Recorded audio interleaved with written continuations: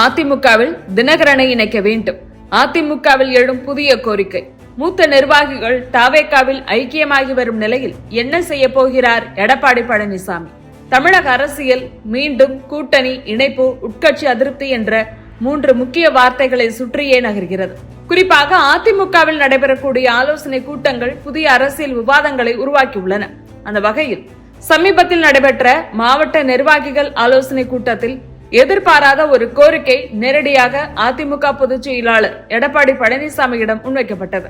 அதுதான் அமமுக பொதுச் செயலாளர் டிடிவி தினகரனை மீண்டும் அதிமுகவில் இணைக்க வேண்டும் என்பது.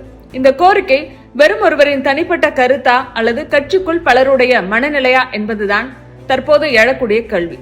தஞ்சாவூர் மாவட்ட நிர்வாகிகள் கூட்டத்தில் பேசிய நிர்வாகி ஒருவர், டெல்டா பகுதிகளில் அதிமுகவின் வாக்கு வங்கி சிதறி இருக்கிறது, தினகரன் தனியாக இருப்பதால் எதிர்கட்சிகள் தான் அதனால் பலனடைகின்றன என்று கருத்து தெரிவித்தவர், தினகரனை அதிமுகவில் இணைக்க வேண்டும் என்ற கோரிக்கையை எடப்பாடியிடம் முன்வைத்திருப்பதாக சொல்லப்படுகிறது.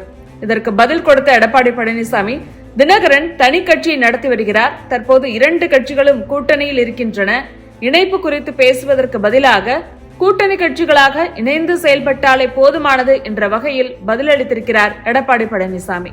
இந்த பதில் தினகரனை உடனடியாக கட்சிக்குள் சேர்க்கும் எண்ணம் தற்போது கிடையாது என்பதையே வெளிப்படுத்துவதாக பார்க்க முடிகிறது.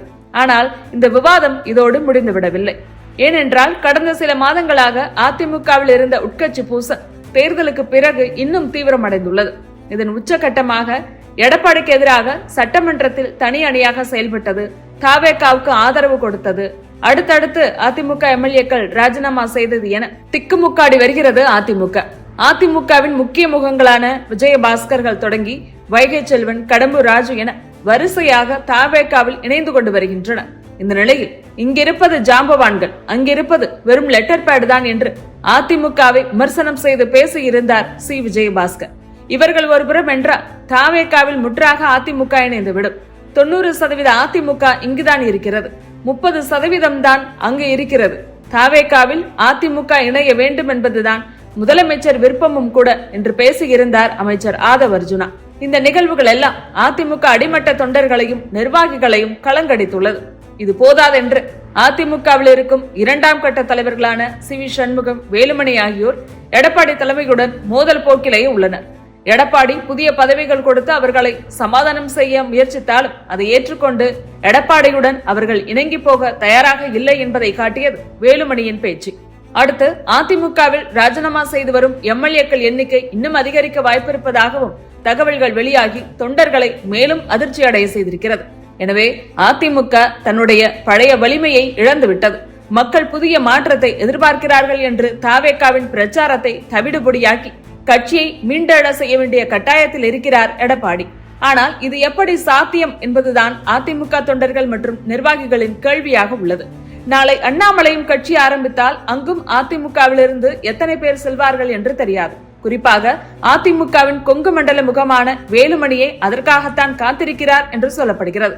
ஒருவேளை அண்ணாமலையுடன் அவர் இணைந்தால் அவருடைய பாதையில் இன்னும் சிலர் அதிமுகவிலிருந்து செல்ல வாய்ப்பிருக்கிறது.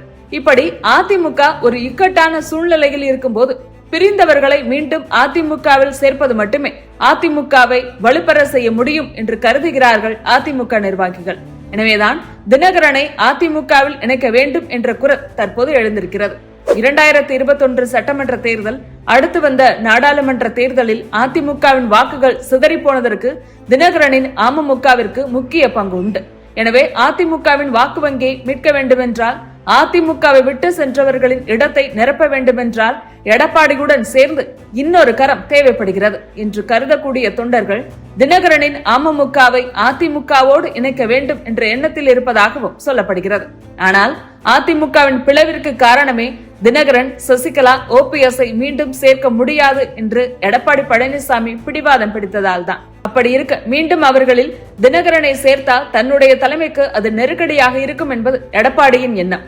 அதனால் தினகரன் இணைப்பு குறித்து கோரிக்கை வந்த உடனே அதை உடனடியாக நிராகரித்து பேசியிருக்கிறார் எடப்பாடி என்கிறார்கள். எனவே தினகரனை நேரடியாக கட்சிக்குள் இணைப்பதற்கு பதிலாக தினகரனுடன் கூட்டணியை வலுப்படுத்தி வரவிருக்கும் உள்ளாட்சி மன்ற தேர்தல், நாடாளுமன்ற தேர்தல், இடைத்தேர்தல் ஆகியவற்றில் அதிமுக வாக்குகள் சிதறாமல் இருக்க வேண்டும் என்பதில் கவனமாக இருக்கிறார் எடப்பாடி பழனிசாமி என்கிறார்கள். எது எப்படியோ எடப்பாடி பழனிசாமியின் இந்த வியூகம் அதிமுகவிற்கு வெற்றியை கொடுக்குமா? பொறுத்திருந்து பார்க்கலாம்.